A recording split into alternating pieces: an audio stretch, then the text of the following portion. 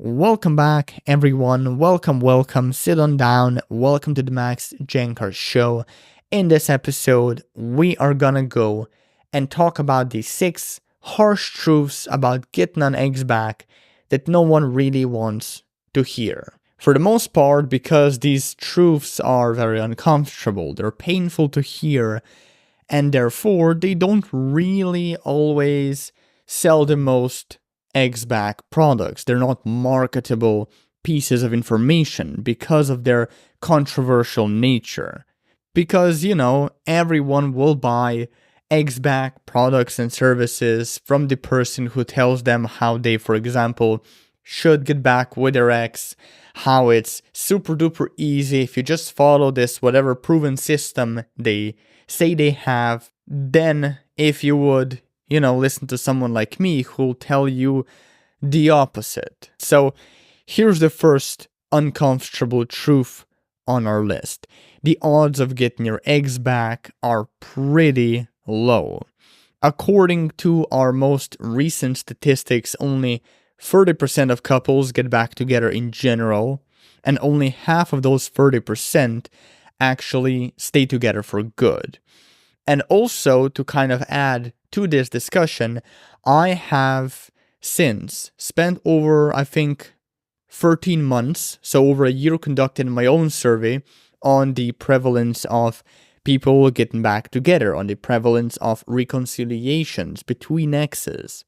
And according to 4,000 plus people who responded, only 32% of exes get back together, based on my data, and roughly 18% of these exes have actually stayed together for over a year after reconciling or getting back, together.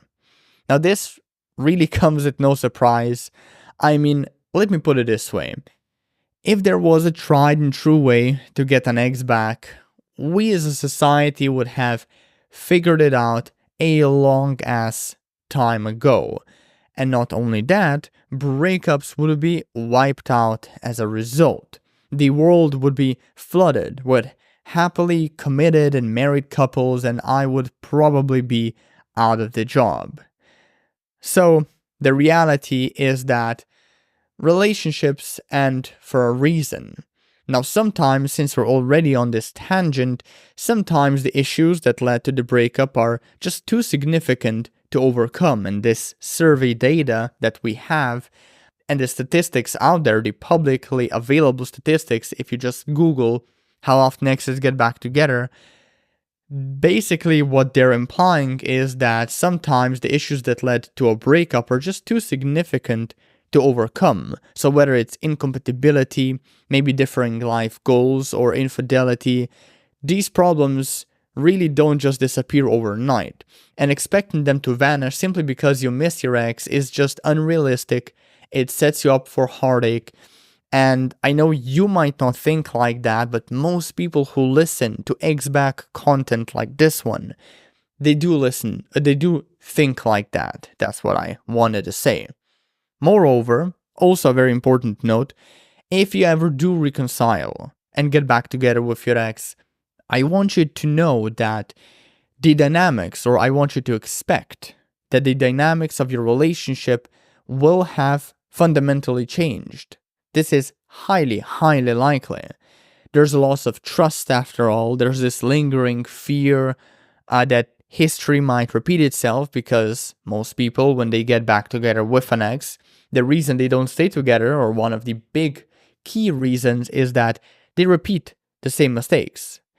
And this often leads to a very unsuitable foundation, a very unproductive foundation, where one or both partners are constantly walking on eggshells and afraid of another breakup, and so they usually break up once more. Or, even worse, the two people, they actually stay together in a dysfunctional relationship and just grow miserable together, which, like I said, it's the worst conclusion if you ask me personally. I would much prefer if you could just break up with a person whose relationship ain't working for you than to stay together for the sake of love or commitment or whatever and end up just hating one another. But all of that being said, I don't want you to suddenly lose hope, because there are still examples out there of people, of couples,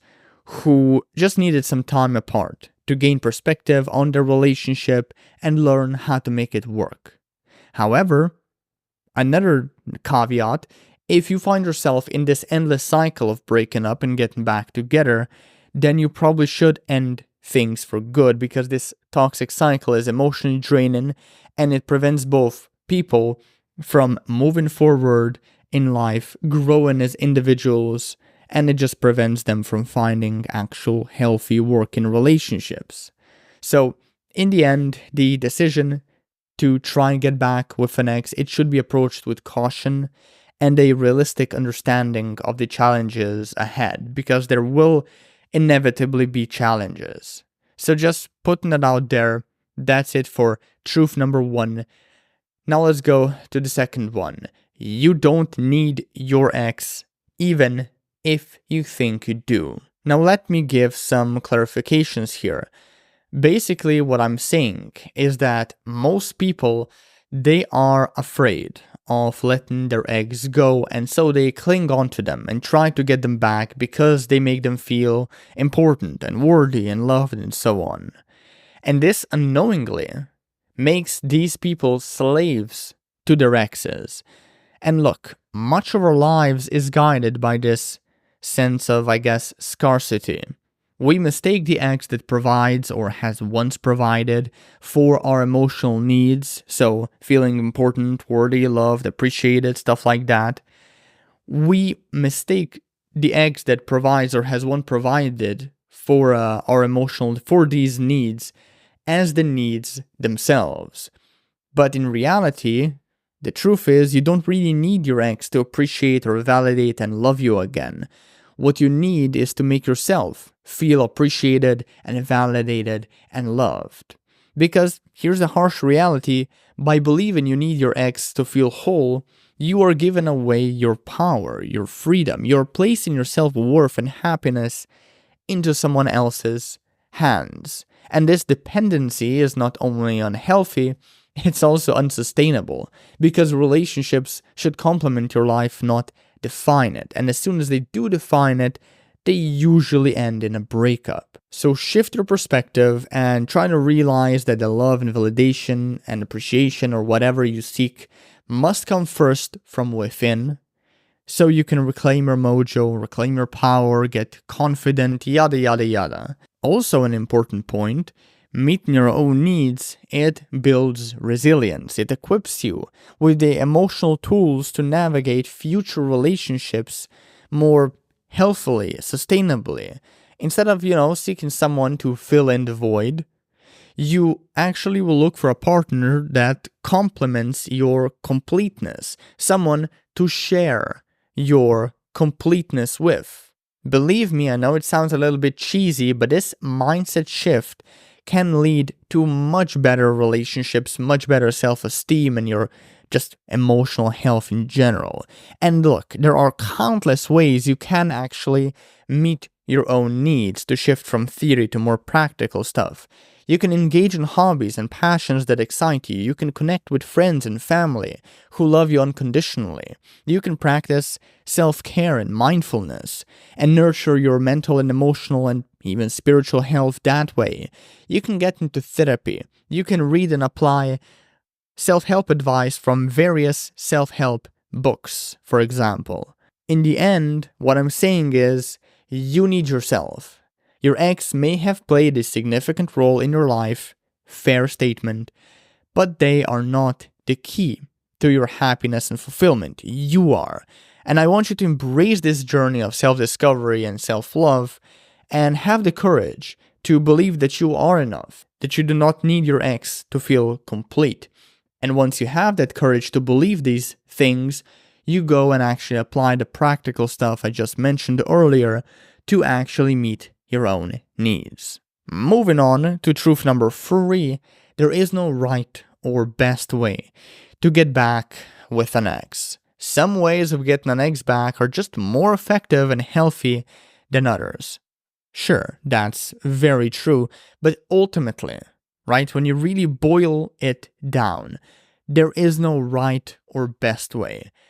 Even my eggs back articles and podcast episodes and guides don't paint my way of getting an eggs back as the right or the best one. All these pieces of content do is lay a rough model for reattraction that I believe in, and that gets results, to my knowledge, the best results for my readers and listeners and, well, just my followers. And look, I know I'll get shat on for this, but compared to every other model for getting an eggs back, I think mine is by far the healthiest and most effective. But then again, who am I to say it's going to work for you? Who am I to say my model of reattraction is going to be a good fit for you? The notion that there's this universal right or best way to, win an eggs back, it's a myth. Relationships are intricate, they're deeply personal, they are shaped by unique dynamics and experiences and individuals involved. And what works for one person, for one couple, may be disastrous for another. So the idea of this one-size-fits-all solution, it just discards, it's reductive. It discards the complexity and individuality of each relationship. So ultimately, I think the best approach is one that aligns with your values, respects the other person's feelings and boundaries, and promotes a healthy, respectful, and loving relationship. So, what are those approaches? Well, apart from, obviously, mine, I think Craig Kenneth, what that guy teaches, Coach Corey Wayne, Rory from the Love Chat, these are people with really brilliant approaches for getting an eggs back that you should listen to, that you should perhaps consider following. While on the flip side, there are people that, in my opinion, are not giving you the best, healthiest approaches that you can follow. So people like Brad Browning, or Chris Sider, or Dan Bacon, or even Clay Andrews. Those are approaches, on the other hand, that they just don't align with my personal values. I don't find them healthy or effective or even ethical for the most part. So if I were in your shoes, I would probably avoid them and stick more with, like I said, Corey Wayne, Craig Kenneth, or Rory from the Love Chat. But that's pretty much it for this point. Let's move on to truth number 4. The best move is usually no move at all. Now, this is a really underrated concept, yet whenever I offer it up as advice to people, it kind of blows their minds, right? But sometimes the best move with an ex is really to do nothing. Sometimes doing nothing is more powerful than absolutely anything you could possibly say or do in a situation. But instead of following that advice, you rarely see it. You mostly see people following the opposite, succumbing to what's called the illusion of action. Now, the illusion of action is essentially a panic and neediness-induced misconception that simply taking any form of action, regardless of effectiveness or how appropriate it is, will automatically raise an ex's attraction level and even lead to reconciliation. Now, it's this misconception, it's this mindset that gets most people into, well, a mindset of reactivity, which then causes them to behave less attractively. For example, they call incessantly, they text their ex too much, they do these grand romantic gestures, they beg and plead with their ex for another chance, all unproductive, sabotaging behaviors that 9 times out of 10 only push your ex farther away. So to break free from this illusion of action, here's a novel, quote-unquote, mentality to adopt. You don't have to respond to all of your ex's texts. You don't have to acknowledge everything they say. You don't have to call them back. You don't have to text them at all. You don't have to call them back at all. You don't have to acknowledge just about anything they say, in fact. And as I say this, it sounds so plain and obvious, But it really does surprise a lot of people, and it blew me away personally when I first heard about this advice as well. Let me put it this way. I want you to, in fact, think about it in this way. Would you rather err on the side of your ex feeling like they've engaged with you too much or not enough? Exactly. It's better to let them miss you too much than to have them be sick of you. Too often, people feel so obligated to act or do something or respond around their ex or to their ex that they end up making themselves way too available and too easy for them. And what happens when you, for example, when your ex doesn't reply to your text message? That's right. You sit around, you obsess about what happened, how you lost them, why they aren't responding, and what you could do instead or what you could have done better, yada yada yada. Well, surprise, surprise, this tendency goes both ways. It cuts both ways. You not replying to them can send them in the same tailspin of insecurity. Now, this may ruffle a few codependence feathers, but I want you to let your ex feel insecure. Not to manipulate them, not to play dumb childish games, but simply because their insecurity is not your responsibility. To be crystal clear, I'm not saying you need to time your responses. That's gamey and therefore needy. All I'm saying is you should not feel obligated to respond or reply to everything or anything your ex throws at you immediately. So the next time you're talking to your ex and you don't like or care about something they said, don't reply. Sit in silence. See what happens. Or the next time you're busy and they text or call you, don't text or call them back. At least not immediately. Wait until you feel like it, or wait until you genuinely have the time to reply.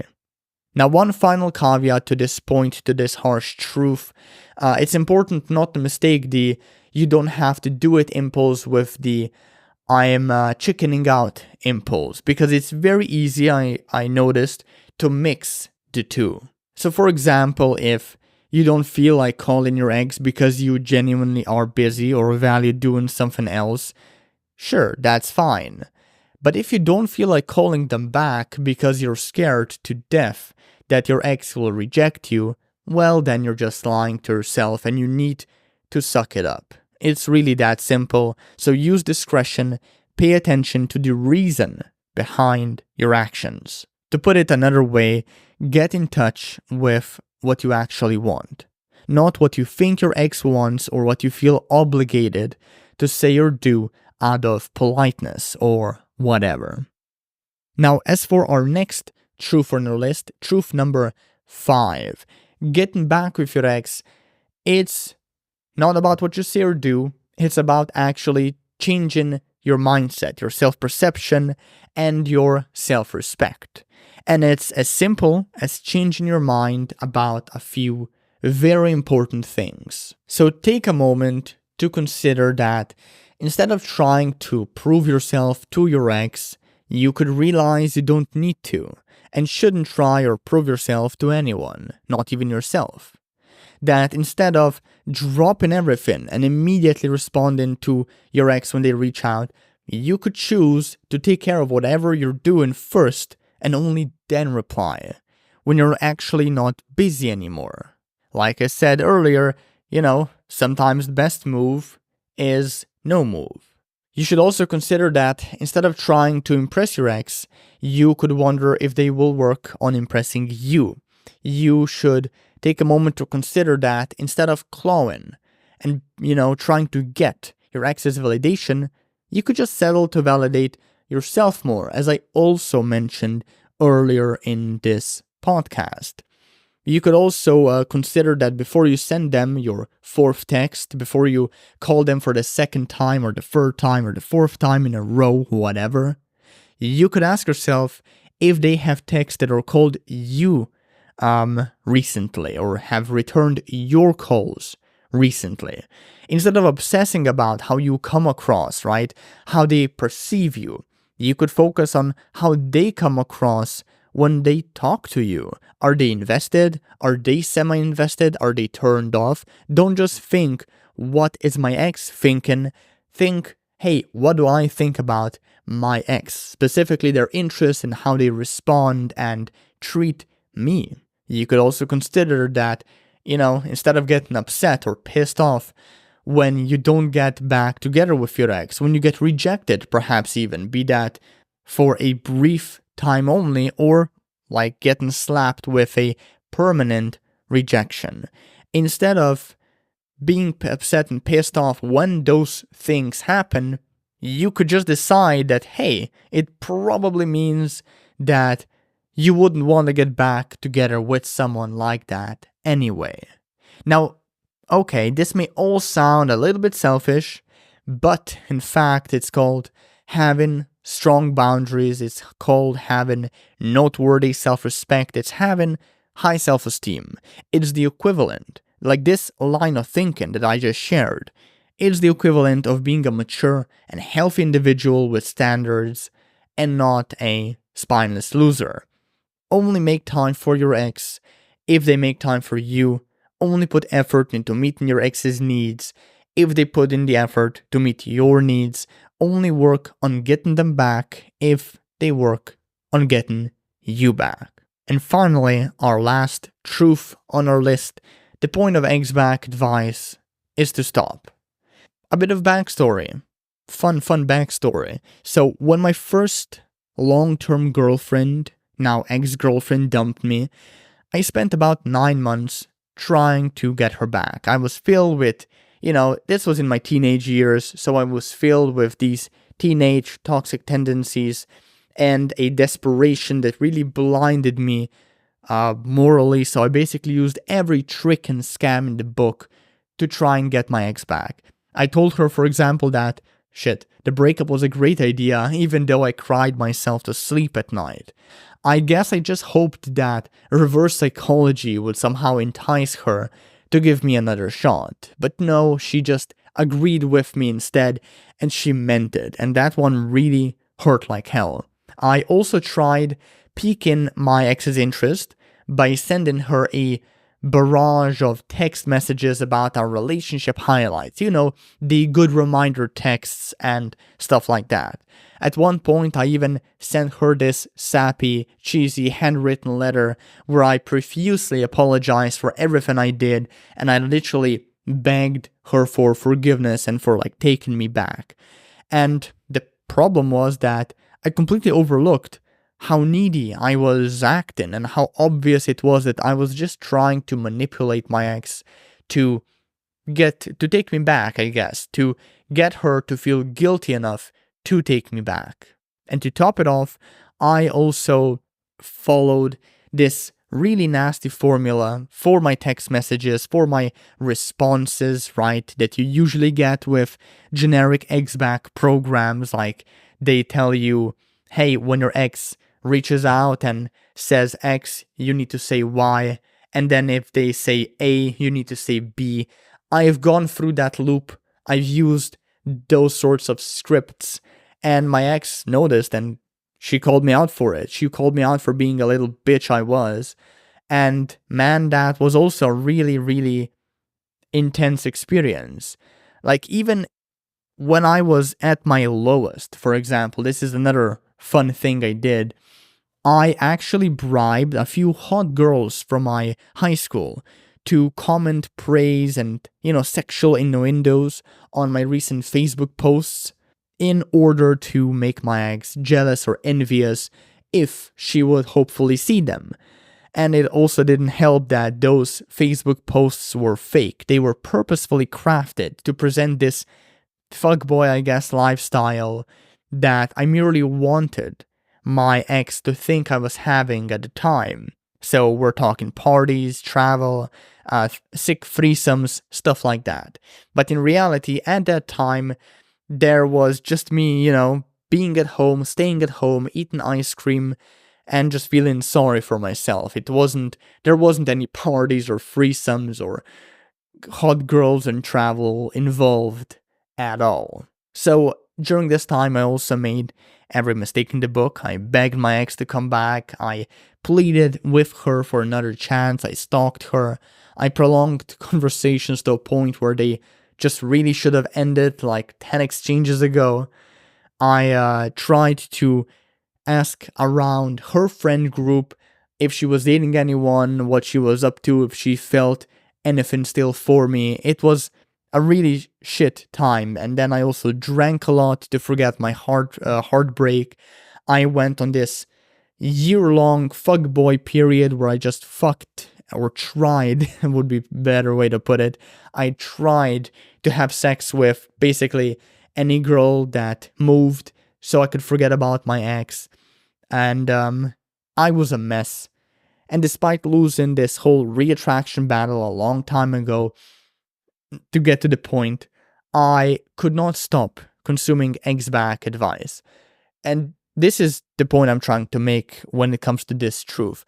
I got addicted to ex-back advice, and I kept intellectualizing the whole reattraction process. I kept looking for answers I already had, and I just couldn't stop watching ex-back videos and listening to ex-back podcasts, podcast episodes like this one, reading articles and books about the topic.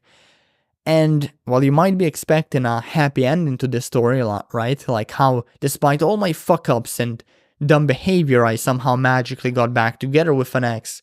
Well, fuck you.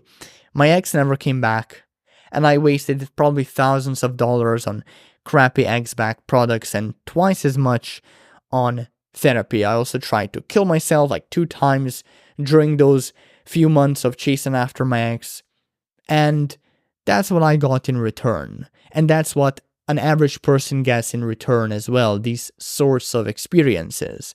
And it all happened because I was addicted to ex-back advice. I couldn't let go. In fact, I was too childish and stubborn and immature to really let go, even though I knew that holding on to this idea of me and my ex getting back together, even though I knew it was not only ruining my own life, it was also causing havoc in my ex's life. So, moral of the story here, don't be like me. If you ain't seeing any progress in reattraction after 1 to 3 months, after the breakup, let's say, your ex is probably over you, and you should consider them gone for good.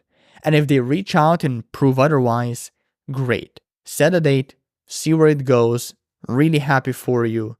But till then, I want you to assume that they're gone forever. I want you to leave the idea of reattraction behind. And again, if this presupposes that you really aren't seeing any results in getting your ex back in the first 1 to 3 months post-breakup, if that's the case, stop digesting ex-back advice, opt out of anything related to it. Believe me, your mental health will appreciate it. And I know you don't want to hear this, I know this is not what you want me to say, but I think it's needed. I think a lot of people are addicted to ex-back advice like this. So just think about it. This is just some food for thought. And that's pretty much it.